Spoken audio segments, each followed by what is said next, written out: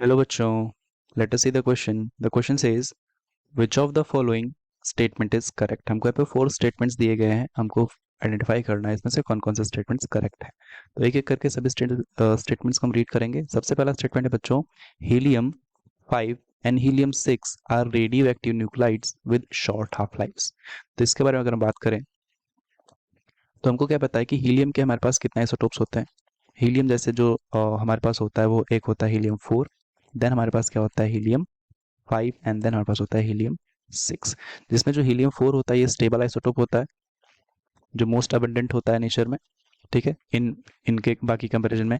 और ये जो हीलियम 5 एंड हीलियम 6 न्यूक्लियस होते हैं ये क्या होते हैं, अनस्टेबल होते हैं, यानी कि ये क्या होते हैं, रेडियो एक्टिव होते हैं, रेडियो एक्टिव न्यूक्लियस होते हैं।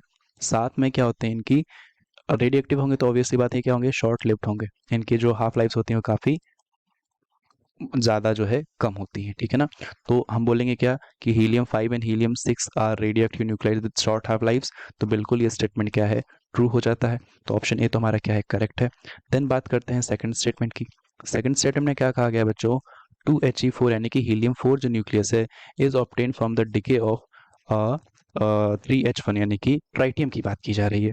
तो अब देखिए बच्चों, यहाँ अगर हम इस स्टेटमेंट की हम बात करें तो ये स्टेटमेंट क्या है, बिल्कुल ही इनकरेक्ट है। अब इनकरेक्ट क्यों है, इनकरेक्ट इसलिए है बच्चों यहाँ पे क्योंकि हमने देखा कि जो ट्राइटियम है वो ऑलरेडी एक स्मॉलर न्यूक्लियस है, और एक स्मॉलर न्यूक्लियस से अगर एक स्मॉलर न्यूक्लियस है हमारे पास, ठीक है ना, और उसका अगर हम डीके करेंगे तो हमको क्या मिलेगा, हमको फर्दर स्मॉलर न्यूक्लियस मिलेंगे, फर्दर स्मॉलर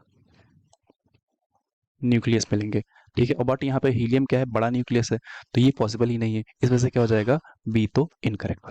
अब बात करते हैं स्टेटमेंट सी की। ये स्टेटमेंट बी का एक्सप्लेनेशन था। स्टेटमेंट सी की बात करते हैं, helium is the most abundant noble gas in the atmosphere. ये भी स्टेटमेंट इनकरेक्ट है क्योंकि हमको क्या पता है बच्चों, जो आर्गन होता है, argon is most abundant abundant noble gas in the atmosphere, ठीक है। आर्गन सबसे ज़्यादा जो है अबंडेंट होती है एटमॉस्फेयर में, ना कि हीलियम। तो स्टेटमेंट सी भी इनकरेक्ट हो जाएगा। लास्ट ऑप्शन पे आते हैं, स्टेटमेंट डी।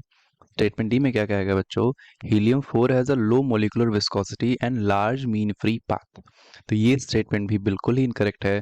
क्यों इनकरेक्ट है, क्योंकि जो हीलियम 4 न्यूक्लियस होता है इसको हम सुपर फ्लूइड के नाम से जानते हैं। ये क्या होता है, सुपर फ्लूइड होता है, ठीक है ना। इसको हम सुपर फ्लूइड बोलते हैं। और सुपर फ्लूइड होने का मतलब क्या है, इसकी जो मोलिकुलर विस्कोसिटी होती है वो क्या होती है, हाई होती है, हाई मोलिक्यूलर विस्कोसिटी।